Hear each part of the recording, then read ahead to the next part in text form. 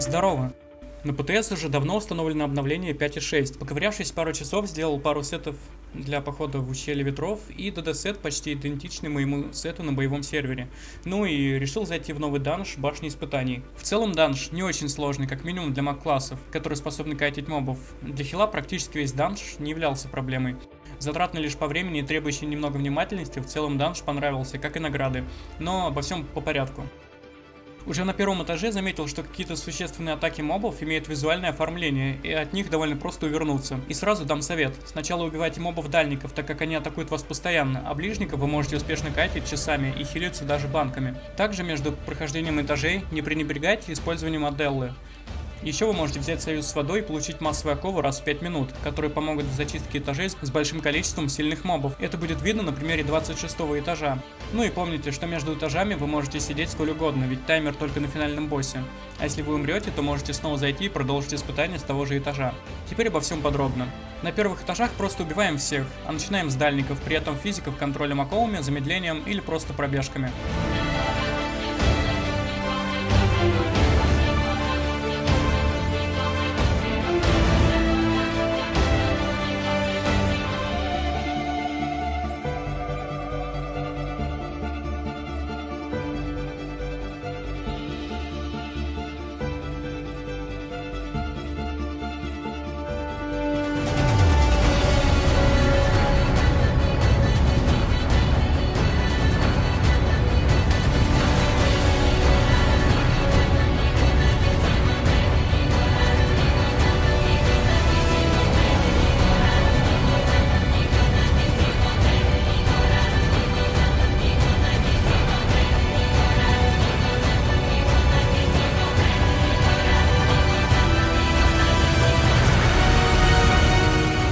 Первый босс. Ничего особенного, просто уворачивайтесь от его скиллов.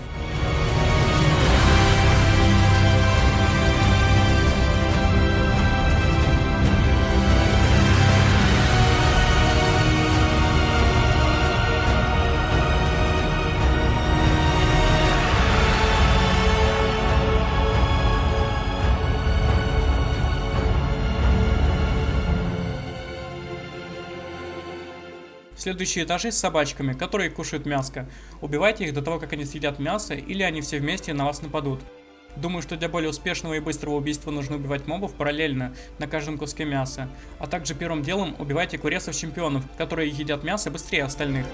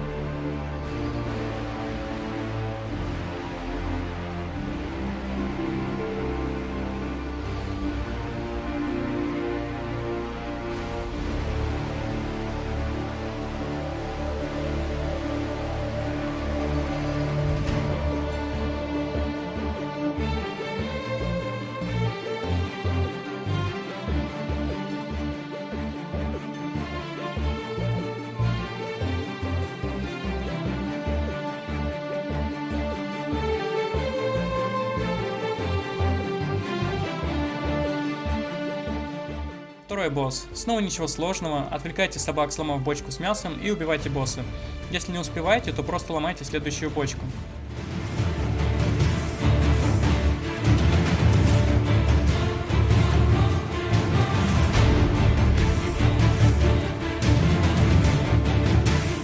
Теперь на этажах воины и маги. Снова заливаем всех, при этом уворачиваясь от их атак.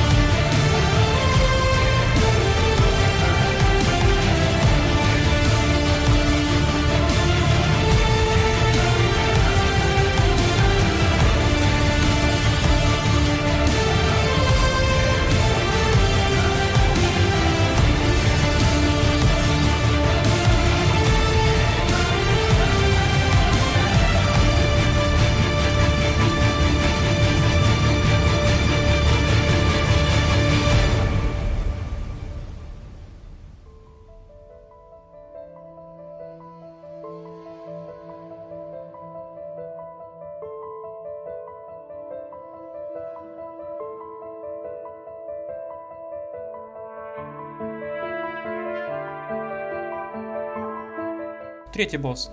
Убиваем босса, и он делится надвое. Заливаем одну половину и сразу же добиваем появившихся с нее мобов. Тоже проделываем и с второй половиной. Убивая их параллельно, вы усложните себе немного задачу тем, что мобов будет немного больше, так как при смерти все мобы поделятся надвое.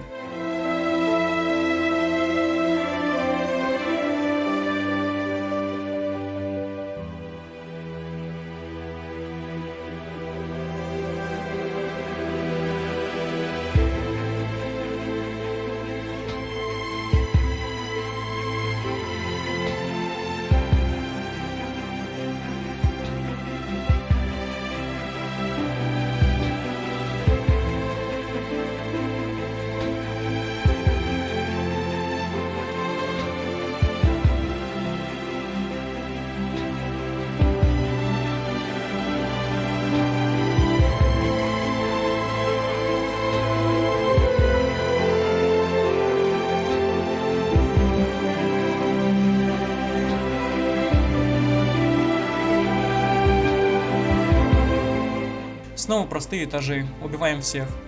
Сейчас уже пора собраться и постоянно уворачиваться от атак дальников, которые начинают наносить существенный урон.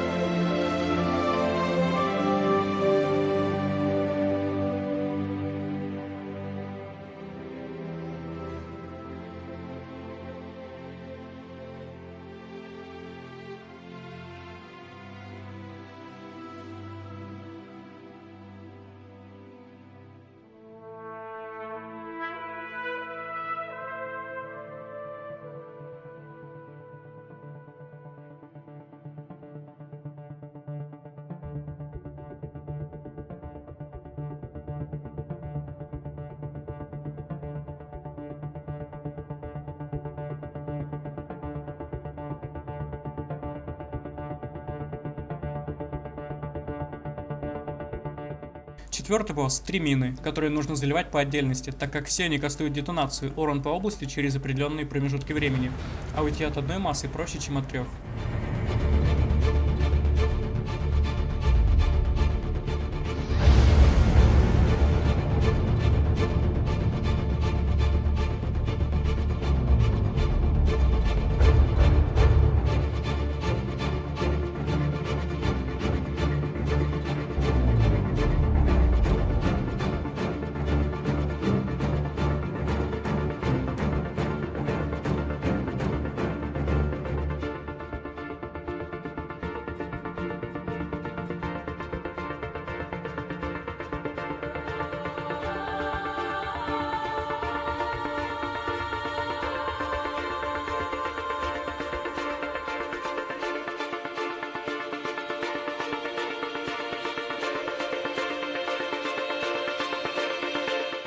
Новые этажи, ньюты.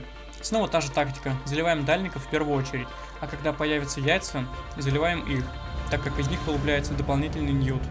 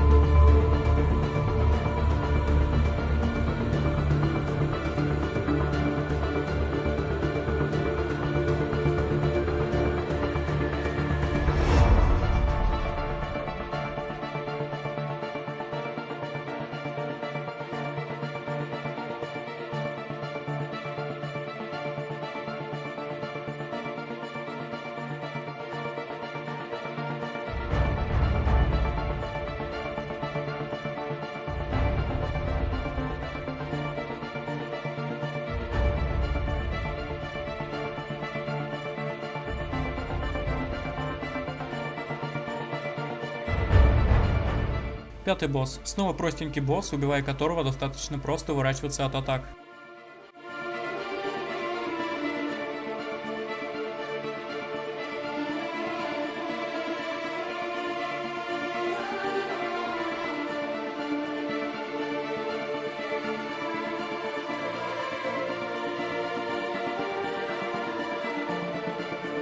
И вот настали первые этажи, которые представляют трудности.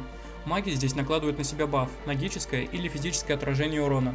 Будьте осторожны, если во время убийства моба он на себя накинул баф, просто быстро переключайтесь на другого и исключите из атак массы.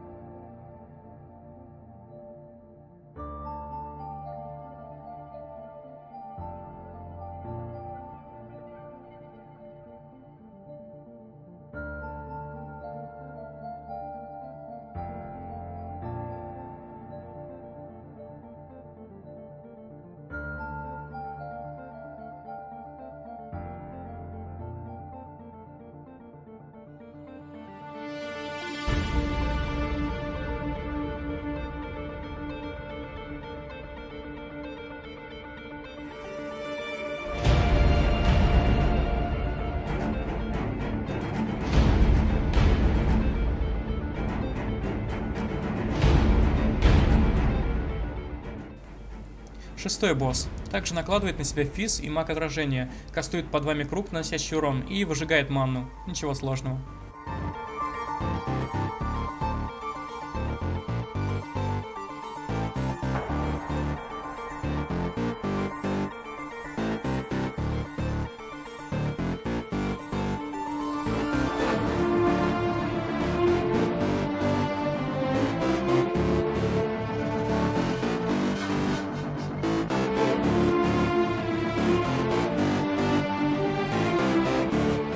Снова простенькие этажи. Льем дальников, кайтим ближников. На 26 этаже будет тяжелая пачка мобов-вампиров, которые имеют высокую скорость передвижения и ощутимый урон. Пользуемся оковами, щитами или ДПшками, чтобы быстро залить их всех разом, или поодиночке.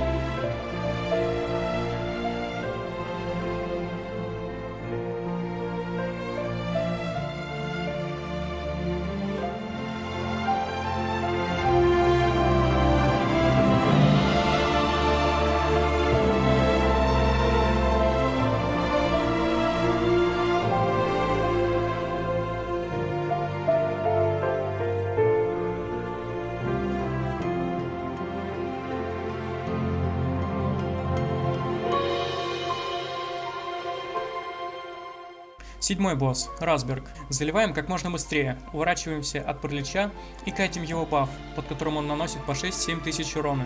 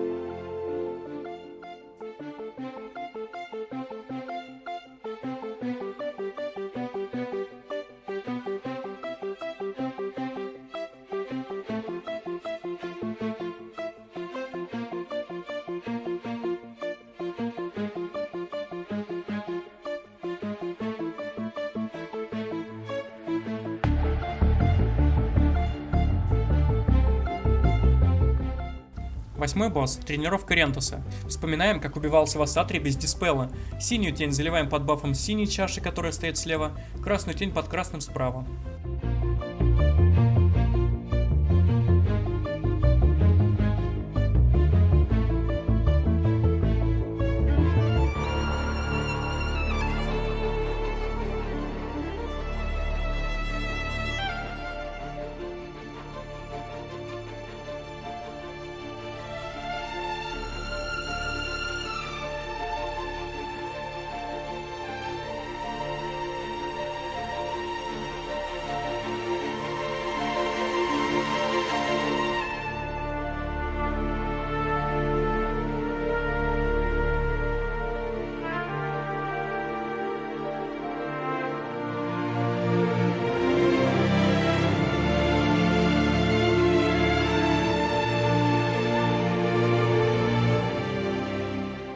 При убийстве в Ассатре отходим от масс и используем чашу соответственно его бафу.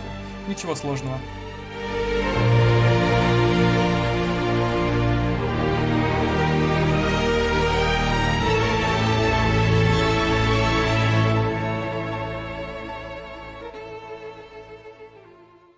Новые этажи.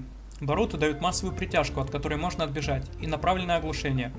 Просто держим расстояние и убиваем. А когда помимо них появятся церберы, заливаем их в первую очередь, так как они кидают на вас немоту, физзапрет и кровотечение. Немота не снимается банкой.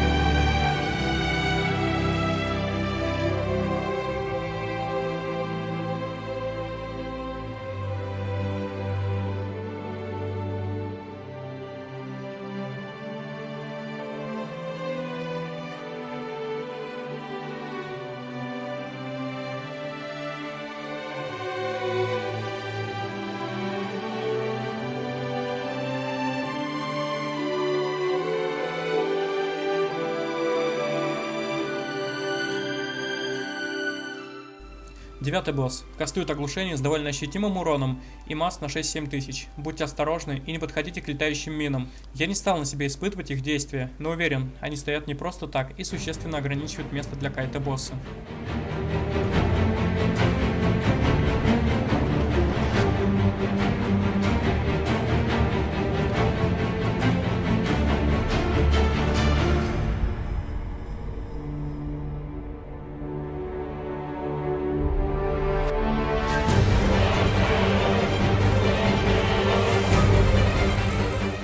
Последние этажи перед Грендель довольно простые. Снова разбираем дальников, затем ближников.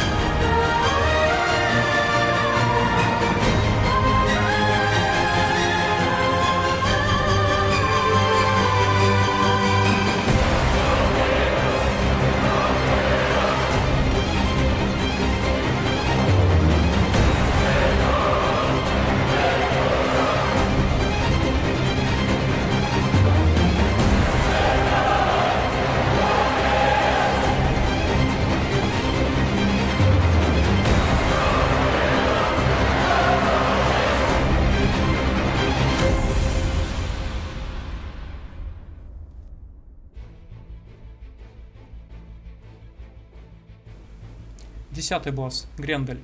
В целом, довольно простой босс, который проверит на прочность вашу живучесть и навыки быстрого реагирования. Грендель использует следующие умения. Посланники – это точечные удары по одной или нескольким целям, наносящие урон. Призрачный крик – это массовый эфир с прямоугольной областью, из которой можно выбежать. Ледяной шторм – массовая немота с конусообразной областью, из которой также можно выбежать. Немота снимается банкой. Ледяной ураган злого духа – это массовое замедление, атакующее с небольшой задержкой в виде ледяного дождя. Слово злого духа – это массовый урон с очень долгим кастом и анимацией. Во время каста вам надо найти площадку с голубым свечением и быстро запрыгнуть на нее. Анимация умения довольно долгая, поэтому даже по истечению каста у вас есть пара секунд, чтобы добраться до площадки. В целом, тактика против босса проста. Держитесь ближе к ней, чтобы не попадать под большие площади немоты и эфира и быстро выходить из области их действия, а также, чтобы быть одинаково близко к обеим площадкам.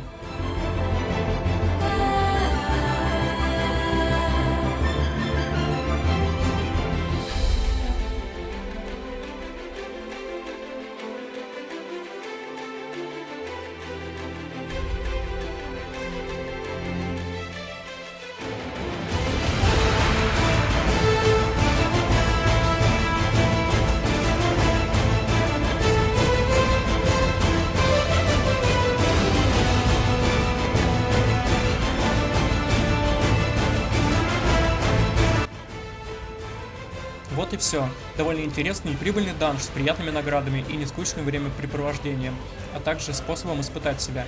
Награда за прохождение всего данжа составит 35 лямов кинар, 705 миллионов опыта, 175 усилителей 3-го уровня, 5 палладиевых медалей, мешок со случайным усиленным божиком, 1100 очков славы, 150 тысяч очков бездны, один договор с отличным миньоном, мешок с камнем плюс 7 и мешок с плюс 8, мешок с рандомной стигмой на выбранный класс. Также помимо личных наград есть рейтинг, в котором награда представляется в виде очков славы и зачисляется по окончанию сезона. В рейтинге всего 300 человек, а награды вы видите на табличке. Возможно, сезон башни испытаний будет составлять месяц или два, а возможно и целых 3, как на Золотой арене. Завтра закину видео, как попасть на ПТС и чем там можно заняться до релиза 5.6 на боевых серверах.